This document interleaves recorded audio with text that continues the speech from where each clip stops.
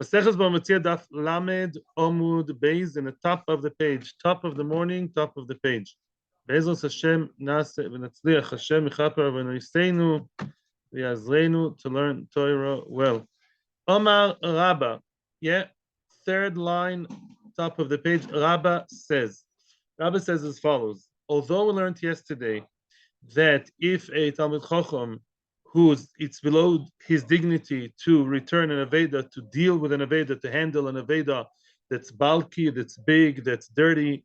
Let's say Talmid Chacham was dignified, most of them would not walk with a dog in the street, yeah, or with a cow. So what would happen if he finds a cow or a dog or a very bulky, big kind of parcel? So the halacha says, does he have to return it? No. Why? It says visalamta. Sometimes you should ignore the Veda that comes your way, because really that's not what the Torah expects of you. It's below the dignity of the person who really doesn't even do it for himself. He doesn't have to do it for others either because the Torah rejects the Shavas Veda, or because the Torah just doesn't demand of a person to do something that he wouldn't do for himself. He doesn't have to do more than that for his friend, both of them.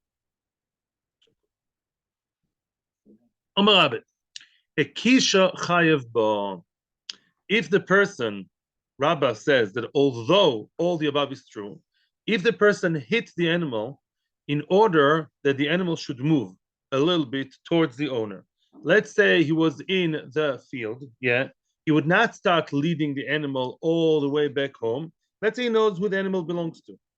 But what he did do was he started cajoling it a bit by giving it a bit of a hit, a bit of a push with a stick, prodding it.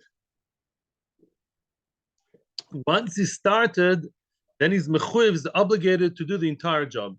You are exempt, but if you started to return it, even by a small nudge, then you're already obligated. If you started the business, you have to now complete the whole thing.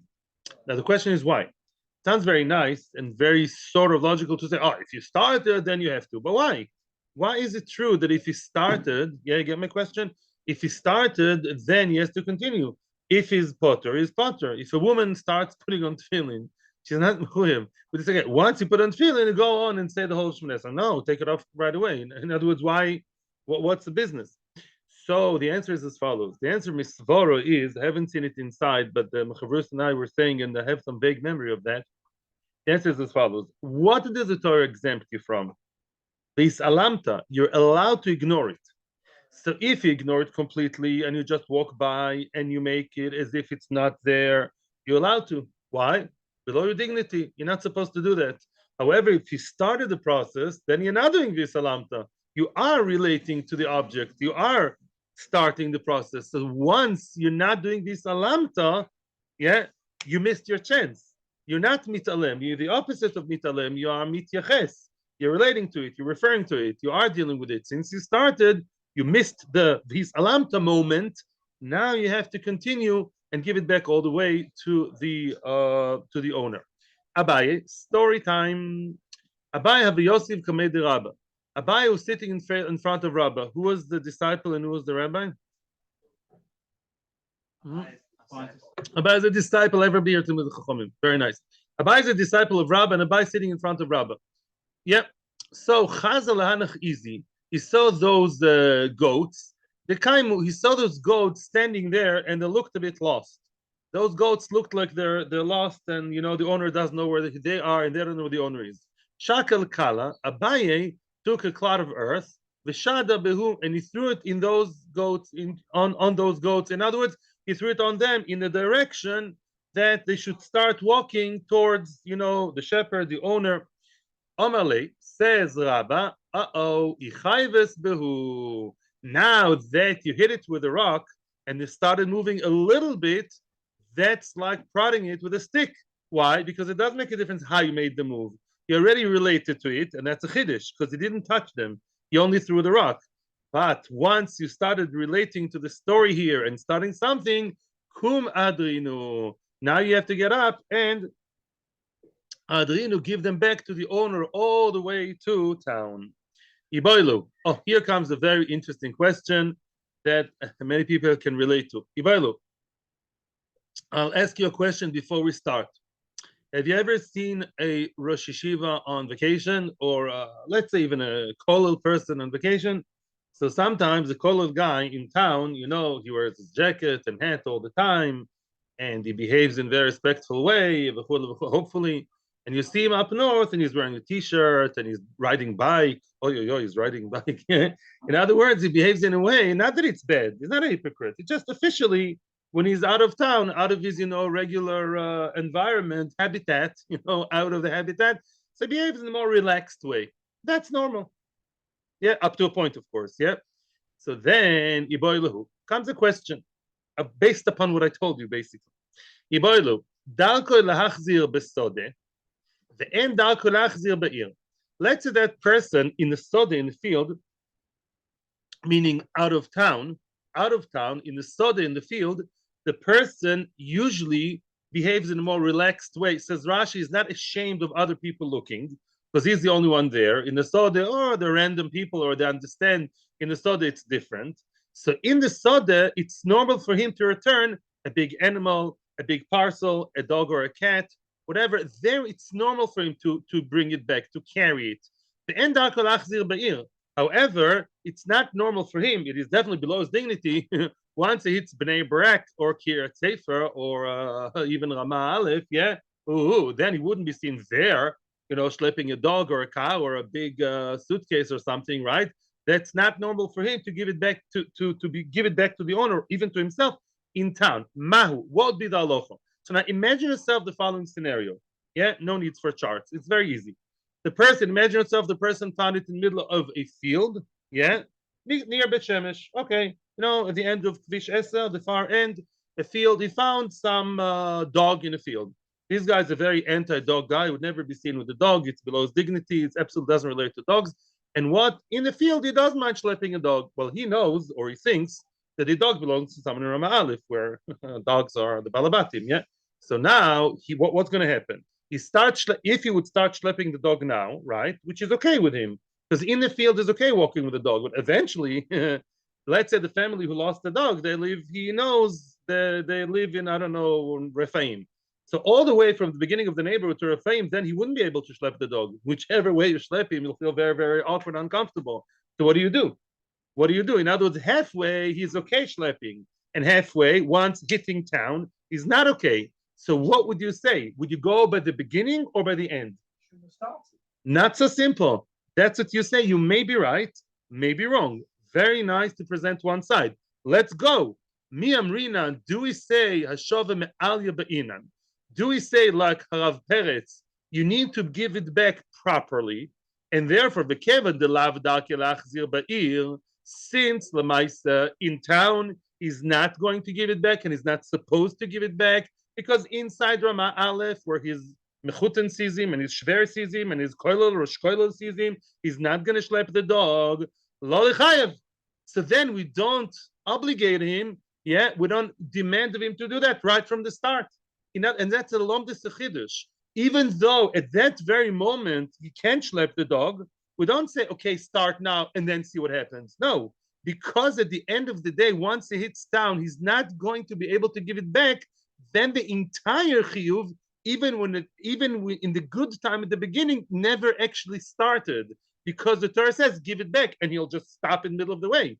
We know he's going to stop once he hits the gates of Ramat Bet Shemesh. You go, I'm not going to. So don't give it back to begin with. The Torah exempts you. Or maybe the other way. Dilma, maybe. In the field, start right. Don't make cheshbonos. In the field, you're mechuyev to give back, to start at least to give back to family, whoever who owned the dog, right? So since in the field the chiyuv starts, the kevin di chayv lebasode. Since in the field it started the chiyuv, because there is no inhibitions. Then maybe he's also mechuyev to do it in town. Just the other way around. In other words, we don't look at the future, we look at the present. And we tell him, listen, right now you're mechuyev. Yes, later on you'll feel awkward. Tough. You'll have to carry it with you in town. Why? Because the chiyuv hashava starts from when you find it. In other words, do you go by the time? That's a long question here. How do you look at the shava? It's a very good chakira here.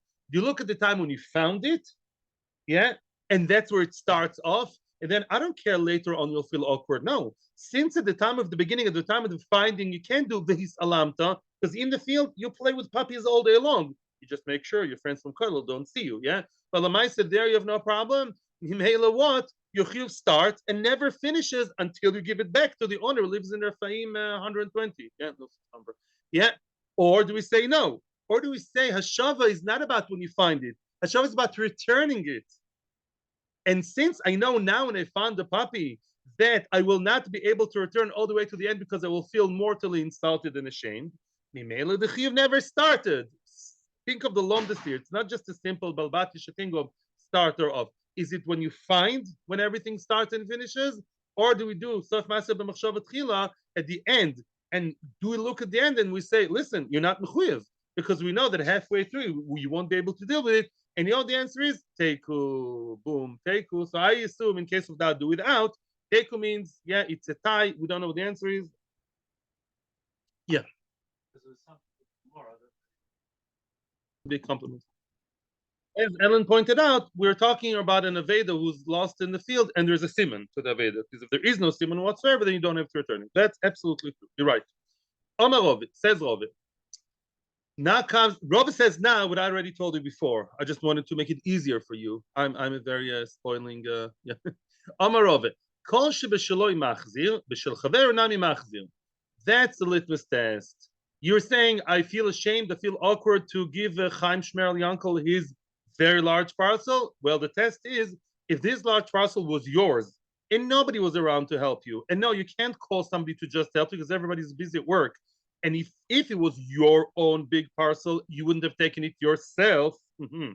You would have left it there, even though it's worth 1,000 shekels, and you just give it up and you say it's below my dignity. Then too, I'm sorry. The other, yeah. Then too, you don't give it back if it belongs to your friend. But kol shebeshaloi machzir, if this is something that if you found in the street and say, hey, that belongs to me. There's this huge parcel, awkward and funny, cumbersome, or there's, a cow that belongs to you. And now, if you would have given it back to yourself, you would have schlepped it yourself, then you should jolly well schlep it if it belongs to someone else. That's the standard. The kol shebeshaloi poirek v'toyen, guys, mazel tov. We have now reached, I think, for the first time in this parak, another term which we're going to see many, many times later. That is brika and te'ina. So before we continue the sentence, brika and te'ina are two mitzvahs well known in the Torah, in Mishpatim, and later in Dvorim. What's brika and te'ina? Lifrok means to unload, and te'ina means to load. So easy. What does it mean? Brika means if you see your friend or your enemy, actually it says, you see your enemy, yeah, what? With a loaded donkey, and it is just too heavy for the donkey will eventually die or be damaged, yeah, because the load is too heavy for it, the burden is too heavy. So then you have to help him lifrok, which means to unload. The person alone just doesn't manage, the donkey doesn't manage, the person is not there, that's another question. But Lamai said the donkey, there are two issues here. The donkey suffering, that's by the way the main source in the Torah for Tzar Ba'alechaim, yeah, for not letting animals suffer even passively. And also he's going to lose the money because if the donkey dies, it's like your Mazda or your Toyota dying. A donkey is just worth money without Tzar Ba'alechaim. Therefore, you have to help him unload. What's Toyen? The other way, that's post-fact already. Everything fell off the donkey. Everything fell off. And this, by the way, could apply to a car also. I'm not going to Halacha L'Maisa, we're just starting. But let's say something, big burden, all kinds of, a basket full of oranges fell all over the place, and now you have to help him load on the donkey's back again. That's poirek v'toyen. Don't ask me detailed questions about it. We're going to discover it as we go along. This is just the very, very first budding idea here. Says the Brisa again. Says Rove. Says Rove. The kol shebeshaloi poirek v'toyen. Oh, let's say the Talmid Chacham, yeah, has a donkey, and if it was his own donkey, he would have loaded or unloaded. He wouldn't be below his dignity to take those amounts of parcels and upload them and load them again on the donkey. If he sees your friend a donkey or possibly a car and everything falls apart or everything this, you have to help him. Yeah, let's say this Talmid Chacham never changes a tire. With a frock, with a Hamburg, with a big beard as a chief rabbi, he's not gonna, get his hands greasy and lie under the car ever. He's going to call the service. Yedidim, the tzaddikim. Yeah. If so, then you don't have to help your friend. But if you would get your hands greasy and dirty for your own car, you might as well do it to your friend. I'm not saying helping with the car is exactly correct for time. I'm just giving a general idea. Now, it may be yes. I'm just talking in general now. Rabbi Shmuel bar Yosi, story time, another story. Rabbi Shmuel bar Yosi, Rabbi Shmuel bar Yosi was walking on his way. He was on his way walking somewhere, going somewhere. And he met that man or that man. Yeah, they met each other. Hava Dari, that person, the other person who will remain anonymous till the end of the story, Mr. X, he was schlepping Dari, was carrying Patcha de Ufi. Patcha is like a load of Ufi are twigs or pieces of wood, planks of wood, some wood. He carried some logs of wood which were eventually which were heavy. Utvinu, he laid them down, he put them on the floor, Veka mitpach, and he sighed, he moaned, he panted, oi, heavy, oi, oi, oi. So Omerle, the same person who stopped and started, kvetching, asked the Rav, Rabbi Shmuel Rabbi Yossi, asked him, Dalili, help me and pick it up for me. Pick it up on my shoulder. There are no donkeys involved, but still there's a person who's, he can't manage with this big load. So he asked the rabbi, help me and put it on my shoulder. Omerle. So now the Rav, soon you'll understand why he replied like that.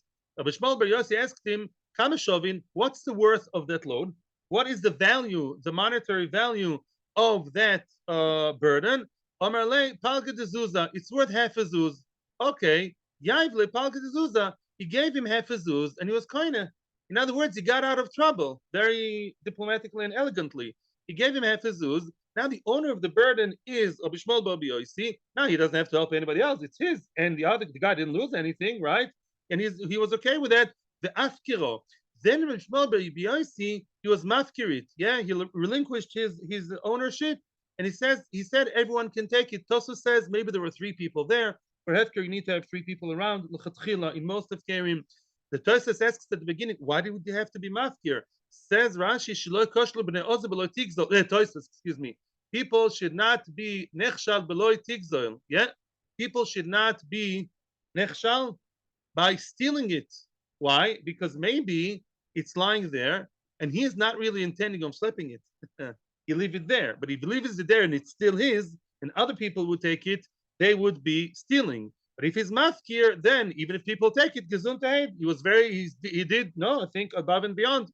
Says the Gemara weiter, Hadar Zacho Behu. Later on, who's now playing tricks? The man, Mr. X. Later on, he went back Hadar again and again. Zacho, he probably picked them up a little or something, and again regained them. You see what's going on here? He's playing games. Mr. X, the owner of the wood, he's now because it's hefker, he's buying it, he's acquiring it again, right? And now Rabbi Shmuel Bar Yossi again is mechuyev to help him. Get it? He's playing games here. That's a cool game. I'm going to now be coin again, acquire it again. And you, Rabbi, you have to either help me load it, and if it's below your dignity, then you can give me half a shekel, half a zuz. It's more than a shekel. Half a zuz is many. Again, the same story repeated itself. And Rabbi Shmuel Bar Yossi again gave him half a zuz, the afkira, and he gave was mafkir, being a big tzaddik. And then he put a stop to the game. He saw, Rabbi Shmuel Bar Yossi saw he saw that the other person wants to again play the game for the 3rd time or the 2nd time actually, and be zoiche again and again acquire it. That's good money. Yeah, it's basically using that rabbi as what we call in Hebrew a friar. Like that's my like a doormat. Every time I'll be zoiche, you're mechuyev to load it on me, and you'll pay me money to get out of it. You'll become a millionaire. Omer lei, so Shmuel Bar Yosi was not a friar, and he told him, lekula alma afkarinu, velach lo afkarinu. I'm mafkiri to everybody else except for you. My hefker is for 99.99999 percentage of the population. It's hefker for everybody except for you. You're not allowed to be vis-a-vis you. It's not hefker. I'm basically dividing the hefker. Yeah.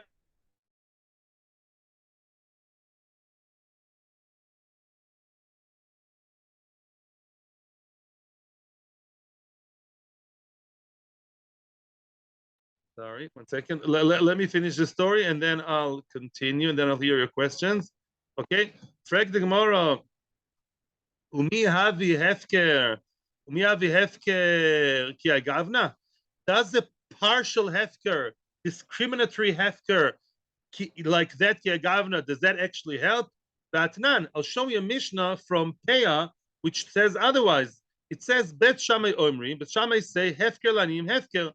Shammai say that if somebody wants to be mafkir his field only for anim, he's a big Baal Tzedakah, yeah, so he's a nice guy. And he says, my hefker, the content of my hefker, the wheat, the barley, the stalks, whatever, will be hefker for anim and not for the ashirim, communist. Only for the anim, not for the ashirim. So, b'shamay hefker, hefker, that works. B'shamay say, well, that's good. Hefker, you can decide who you're mafkir to, but why? Hefker is like a kinyan. Can I be makne my phone to only you and not you and you? Yes, I can be mafkir to some people, not to others. Yeah. The Sila say no. Hefker only works if it's hefker for both the poor and the rich, like Shemitah. I'm not sure why it's compared to Shemitah. Maybe Shemitah is the proverbial hefker of the Torah. Lemaisa, Basila say that hefker does not work unless it's hefker for everybody. If you mafkir and you still have your strings attached to it, and if Mr. Rich Guy would come and say, hey, you're a rich guy, I'm Communist Party, and I don't like you to touch my thing, because it was only mafkir for anim, it doesn't help.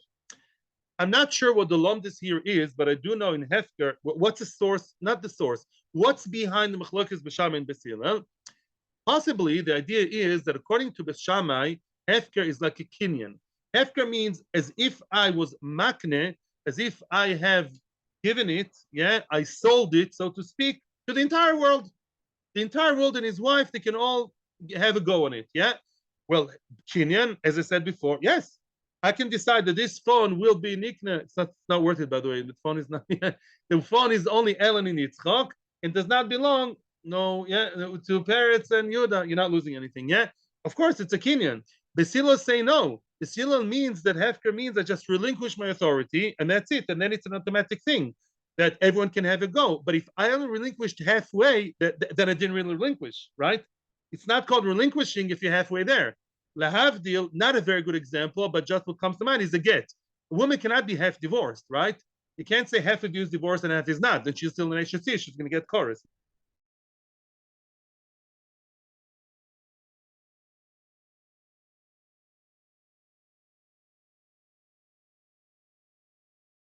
And if so, yeah, the question is, how did he do that?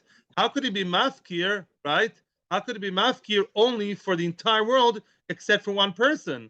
It doesn't make sense. Answers the Gemara. Ela Rabbi Shmuel bar Yossi lekula al mafkarinu. Really, Rabbi Shmuel bar Yossi was mafkir to everybody because we follow Basila that say that halfway hefker or even 99.999 hefker doesn't work. So really, he was mafkir for everybody. He just told that story to the guy who was trying to what? To basically exploit his good heart, right? To take advantage. You're allowed to do that. Rabbi Shmuel bar Yossi said, I'm not mafkir to you. He didn't really mean that halachically. He just said, mister, you don't touch the eitzim, not really for you. But the real halachic definition, he was mafkir to the entire world. And I'm now willing to hear some questions. There's a Q, U, and then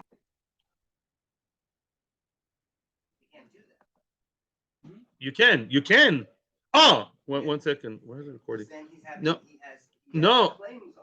Nachon. Again. Let's repeat. Let's review. Let's see. The story was like this. At some point, right after the first time, he was mafkir, right, and he looked like he was mafkir to everybody. Mr. Smart Guy, Smarty Pants is trying to take advantage. As he's bending down or whatever to become it again, then he told him, the Rav, Rabbi Shmuel told him, no, the hefker I did, he wasn't mafkir again. He never was wrong. He was already mafkir. He's explaining, he's defining, he's qualifying, and he's saying the hefker I did not include you. When I said hefker didn't include you, Frag the Gemara, you can't do that. Says the Gemara, true, he was mafkir to everybody, but he told him that it's not him. he wasn't really. He was Kilo telling him just a story. He doesn't include you. Not that it's real. Not that it doesn't really. If the other halachically did include everybody, but he said that to him in order to avoid the sheker, otherwise he can't get out of it. So im okesh tisakesh, im potel tispatel. You have a schwindler, you have to talk in his language. And you say, I'm not happy with you taking it, even though it doesn't have halachic, even though you don't have a halachic power over this, you can't really change. But that's why I understand it.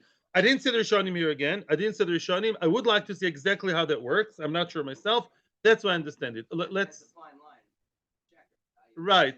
It's not exactly sheker. It's he's being unhappy about it. Let's say that somebody divorces his wife and it's amicable divorce, and he says, whatever, you're completely megurash, not even one strand of my relation with you. But he says, do me a favor and don't marry this guy for your own good. So it's not that if he says you're megurash, except for one guy, that's not a get. But if he says, listen, lady, whatever, we had so and so marriage, for the kids, for you, for whatever, I'm kindly asking you, don't marry that guy. So that's okay.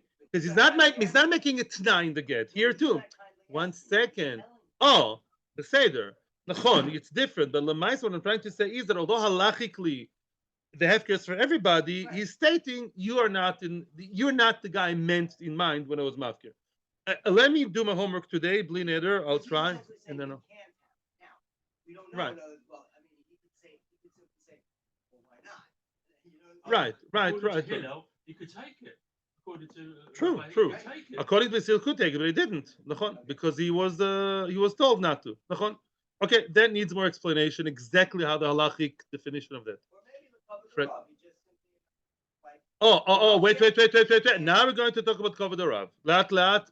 Re-ask your question in a few lines. Frag the Gemara. Line starts with B'mil Sabalma.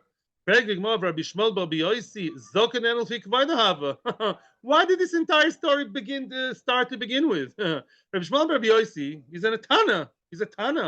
Does he schlep heavy burdens and heavy sticks in the street? No, obviously not. So why did he have to play this entire game of buying it from him in order to exempt himself from something that he's never obligated to do?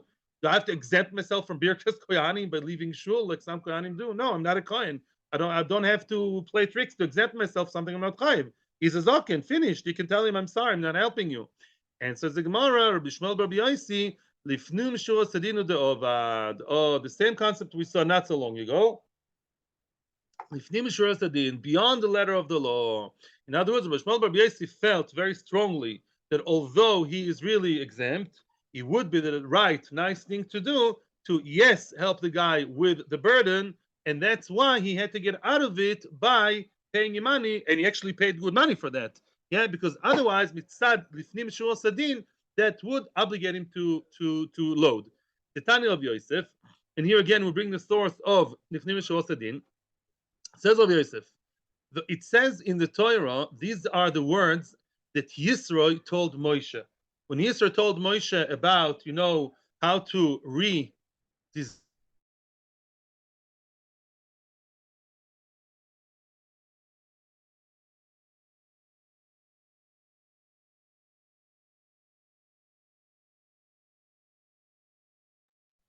So the pasuk says as follows. Yeah. Now the Gemara is going to analyze the pasuk which we just saw. Says the Gemara as follows: the Tana of Yosef. Rav Yosef learned a brisa. V'odata lehem ze beis chayehem. The word v'odata lehem is mentioned after v'izarta es hachukim es haTorahs. So after you talk about everyone having to learn Torah, it says you should tell them about beis chayehem. Beis chayehem is what? Literally the house of their life. Beis chayehem. What does that mean? Rashi says here, he actually says to teach them a craft, teach them a profession. You should teach the Jewish people profession, so they should be able to work. Yeah, teach them limudei chol. Ooh, wow. Yeah, so that's one explanation in Rashi. Yeah, another explanation is beis chayim means that teach them that it's not enough to learn Torah in general. You should establish a beis chayim, a beis medrash. That's what Rashi says in, I think, Bava Kama. Yeah, it's not enough to learn in the train or in the car or next to the swimming pool when you have time. You have to have a set beis medrash and established beis medrash. Es haderech, we keep explaining the pasuk word for word, word by word. Es haderech zugmilus chasodim. What does it mean the derech? Says the Maharsha, the word haderech, the way, the path, is gminus chasadim, is doing favors to everybody. Why? Because that's the way that Hashem walks in. Right? Derech Hashem. What's derech Hashem? Says the Rambam, the derech of the middle road, to do the good things to everybody, be kind and loving and helpful to everybody. That's the way that Hashem walks in, so to speak. You have to do the same. As the Gemara says in Soita Yudalid, Hashem does favors, Bikur Cholim, give us chasadim, you should do the same. Yelchu, excuse me, ze Bikur Cholim. Yelchu is Bikur Cholim. Why? When you walk to a choile and you visit him and you didn't help him whatsoever, you didn't make him tea, you didn't tuck him in the bed, you didn't call the doctor, you didn't give him his medication, it's still helpful. Why? The Gemara is going to explain later. Bikur Cholim here talks about a person who, when he comes to the choile, he automatically takes away 1/60 of his machla. So the mere fact you visit the sick is already helpful without anything else. That's why it says yelchu. To just walk there and be there is enough. Ba zo kvura. Explains the Maharsha. The next word ba talks about burying the dead. Ba means it. What does it mean? There's nothing in it except for the act itself. Meaning, when he buries someone, he'll never reciprocate. Yeah, he's not going to get out of his grave, and when you die, he's not going to dig your grave. So ba means you do it for its own sake. So kvura, to actually bury someone, is a big mitzvah because that's what's called chesed shel emes. It's a truthful chesed. The person doesn't expect the dead to reciprocate. Besa maise ze hadin. Din is the maise, meaning people have to follow halacha, dinim. If a person has a court case against his friend, take him to Beis Din. At the Dayanim have their obligation to do the maise, the deed, to actually act the right way and decide what should be done, what shouldn't be done. Asher yasun, next word in the pasuk, last but not least, the thing that they should do is the lifnim hadin, and that's a punchline. We read this entire pasuk just to get to the last word, to the last sentence, lifnim hadin. The words asher yasun, what the Torah really wants you to do, yasun, is to be lifnim hadin, which means if your friend owes you money, not always, by the way, it's not halacha l'maisa always, but many times, even though you're not obligated to do something, or the other person may owe you money, at times it's very good to be mevater, relinquish, not give up, to be mevater, to give in and say, okay, be flexible about it, and not really stick to your God. And that's what Rabbi Shmuel Bar Yossi did. He did want to help his friend, well, not his friend, to help the stranger with with a heavy burden, even though he didn't have to. He did want to do that by lifnim hadin, beyond the letter of the law. Okay, and by the way, lifnim hadin literally means before the line of the din, which is beyond the line of the din. Imagine yourself, there's a din and there's a line of din. He owes me money, or I don't have to do that for him. Yeah. But lifnim hadin means go beyond that border, that line of din. Be more flexible, be more forgiving, be more helpful, more than halacha calls for. Beyond the line of the din. Beyond line of duty. Ellen, you've got it. You want to work as a professional translator? You can help my wife. Yeah. Omar, 2 dots, questions, comments. So yes, Yaakov, you're asking about him being a Talmud Chacham, right? He didn't have to do that. But he wanted to do it, and he even paid money to get out of an obligation that he himself imposed on himself. Of lifnim hadin. Omar, 2 dots.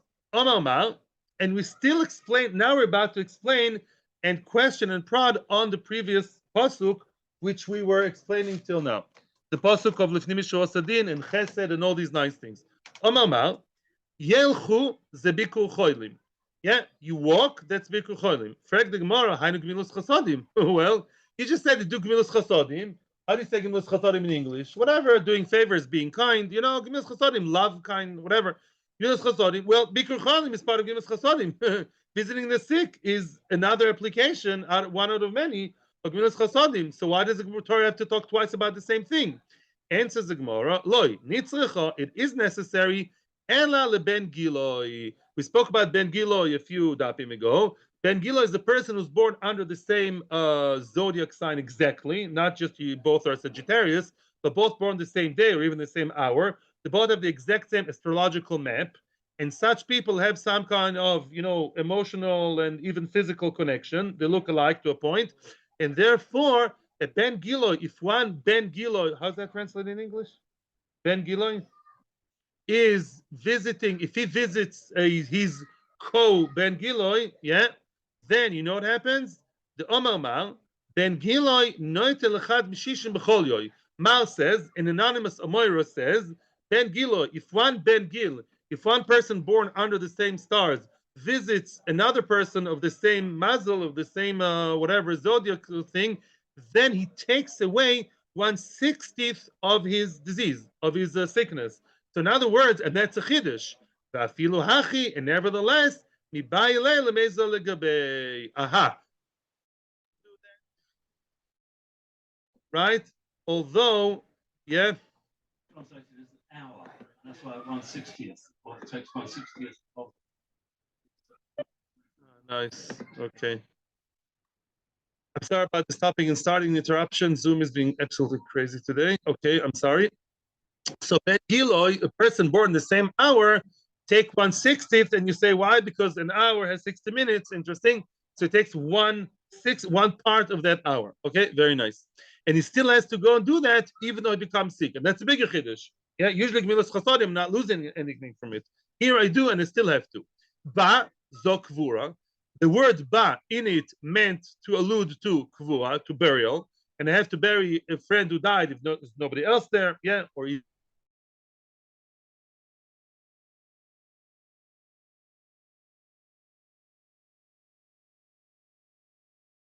says the Gemara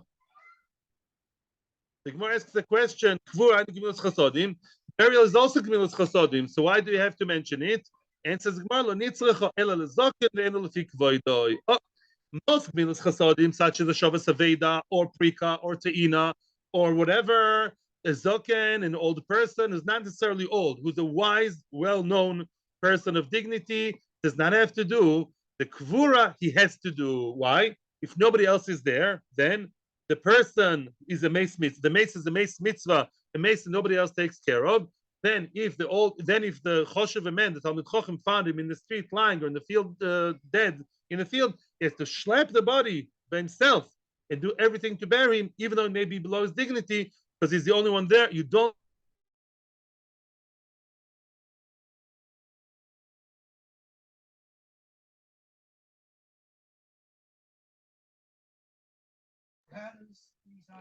Ooh. Okay. Let's get to the Mishnah. And then I'll answer your question. Very nice. Okay. Let's continue.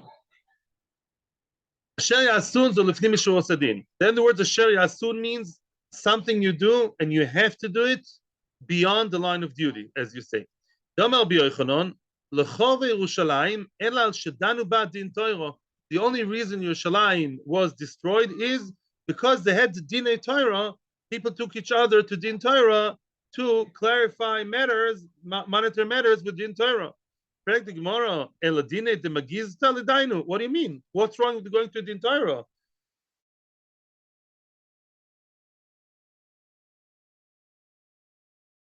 Then Beis Din, and also it's also to go. Anyways, it's also to go to a Goyish court unless you have no other choice. So why is the Gemara telling me that it's a bad thing they went to Beis Din? Very good they went to Beis Din and not to Goyish court. Ela ema you must read it differently. She'emidu dineim al din Torah. It's good they went to Beis Din. However, unfortunately, they went to Beis Din too often and too much, and they would actually always be ma'amid din Torah. They would be ma'amid divreim. They would like stand each one, dig his feet in the ground. You owe me, I owe you, and they would not try to compromise or be flexible, and that's a problem. Emidu dineim. That's aloche, like me. Mishpat, Siman Aleph, like me. The other one would bring his other bnei brachis shetoin rabbani.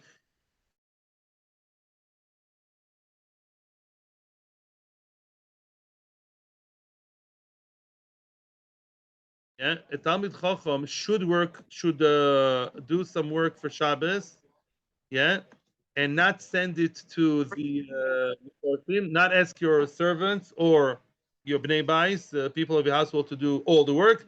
Do some of the work yourself, right? And we say that for Shabbos you should enachinami, either you be that is not below your dignity, that should not be below your dignity to be mechabed Shabbos, right? Enochinami. I have to see the exact definition though. I'm pausing. Says the Elige Mishnah. Ezoy Aveda. What is considered to be an Aveda? Okay, good question. Says the Mishnah. What? Whoa! Bingo!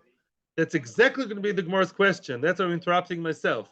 The Gemara is going to ask, now ask what's an Aveda? We've been halfway through, almost finishing the parak. Good question. Again, I restart the Mishnah.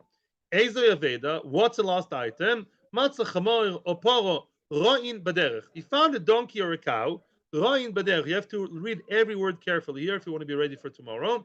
He saw a chamor or a cow grazing in the road, which means he's driving down Kuvish, whatever, and he sees a donkey or a cow. Even today, you see them sometimes, and they're grazing peacefully, happily by the side of the road. Enzo Aveda, because of two factors.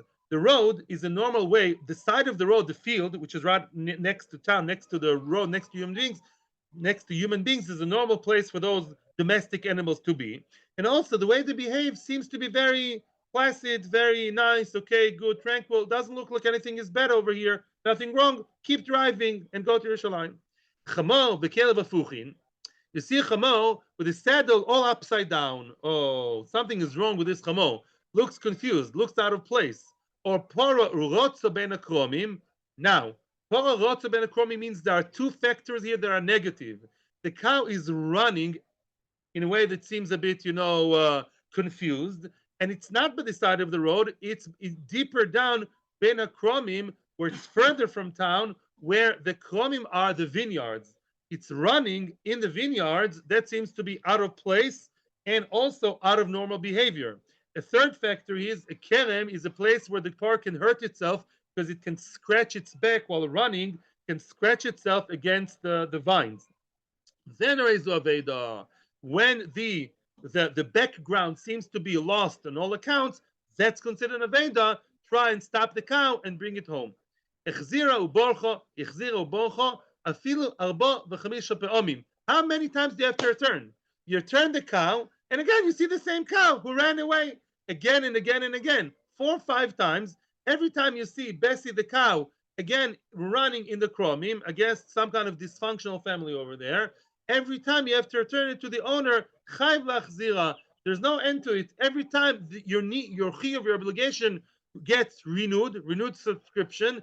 Even though you may know that it will happen again, you still have to return it because the chiyuv Shabbos Aveda is there time and again. Shenema, because it says Hashev Teshivem, you should return and return again, as opposed to the English translation, you should surely give it back. Here it means return and return and return, return, return. You should return it forever, however many times. The Gemara at the end will learn it from somewhere else. Third case, third halach in the Mishnah.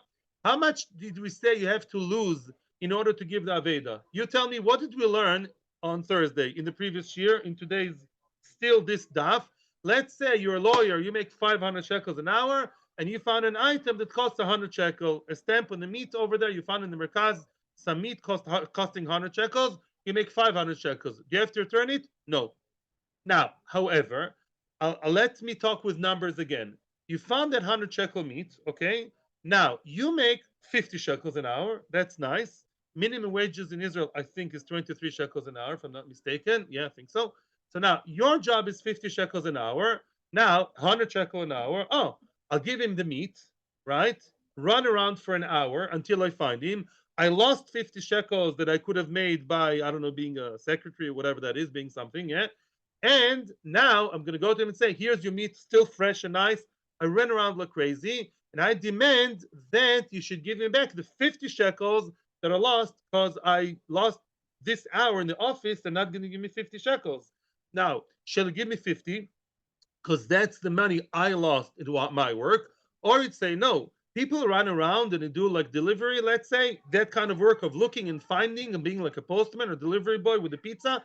Let's say, I don't know, let's say they take the 23 minimum wages. I'm not going to give you 50 that you lost. I'll give you the 23 that I gained from you.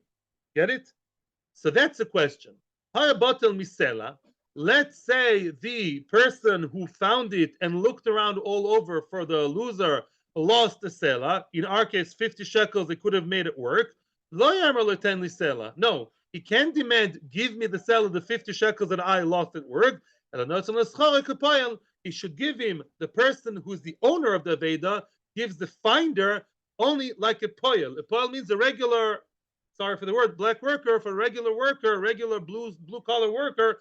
Because why? Because that's what I gained from you. The kind of work you did for me of looking and finding is 23. I gave me 100. That's a different story. But the work you did for me per work, that's what I gained from you. However, the Mishnah finishes off with a surprising din. Im yesham beis din. In the Merkaz Mischari, let's say there's the beis din, and the person who's about to look for the person who lost the meat, he's going to tell the beis din quickly, hey, beis din, hey, I have something to tell you. Matne bifnei beis din. I'm making a t'nai in front of beis din in the absence of the owner, and I say I'm only willing to look around for this guy and going crazy for a whole hour to find him and give it back to him only if he pays me 50 shekels, then it's okay. It works. Everyone's asking now, I'm a telepathist. Oh, everyone's asking, how can you make agreements with the absence of the other party? Who says the owner agrees to it? And the Gemara is going to ask your questions. So that's where we're going to continue. Now, im ancient beis din, if me yatne, if there is no beis din, then who is he going to give it tonight to? Who will he actually, how do you say, who should make a condition with? Then, enachinami, sheloi koidem. Then shaloi koidem means what? I don't know. We'll see it in the Gemara. I did not get it right here from the Mishnah and in Rashi. What does it mean that shaloi koidem? In other words, the Gemara offers some other thing and says shaloi koidem, which we're going to be explaining in the Gemara. Do we have time for the Gemara or no? It's 10:26. Tomorrow we're starting Mitzvah Hashem from the Gemara. Remember, tomorrow Daf Lamed Amud Beis, right on the bottom of the page in the Gemara, right after the Mishnah. Thank you very much. Atzlocha. I hope to look into those questions you guys had. Good questions and the right definition of the Kavod Torah and the Shabbos work, and your question about Rabbi Yossi. Thank you very much. Atzlocha Rabba. And if anybody wants a ride to the wedding, I still have one more seat. Thanks. Good night. Kol Tov. Atzlocha. Bye. Thanks.